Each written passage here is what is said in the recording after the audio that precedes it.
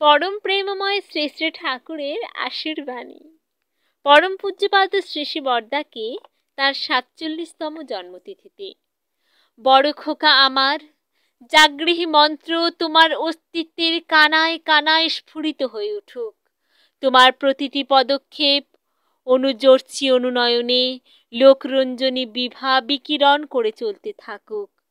তুমি তোমার পিতৃপুরুষের মানিক হয়ে ওঠো, লোক জীবনের চেতন দীপ্তি হয়ে ওঠো।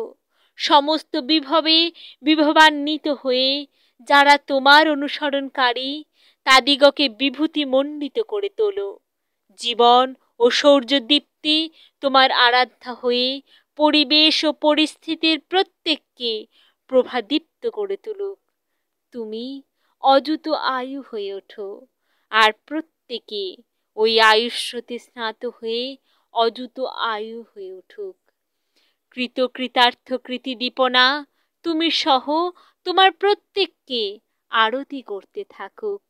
তুমি সবার জীবনীয় মঙ্গল স্তম্ভ হয়ে ওঠো।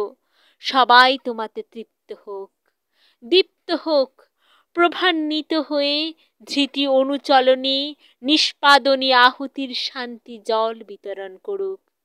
তুমি শুদ্ধ হও, বুদ্ধ হও, চেতনার আত্মিক চলন শুভ বিধায়নায় বিভব বিতরণ করে বিভূতি প্রসাদে তোমার সত্তাকে মাঙ্গলিক প্রতিষ্ঠায় সুপ্রতিষ্ঠিত করে তুলুক।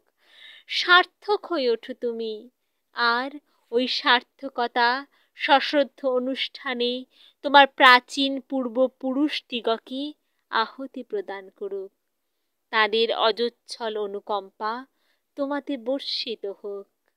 আবার বলি, আমার পরম পিতা যিনি, পরম পুরুষ যিনি, যিনি জীবনের চেতন স্রোত, আশিস নিয়মনায় তিনি তোমাকে অযুত আয়ু করে তুলুন। তুমি অযুত আয়ু হও।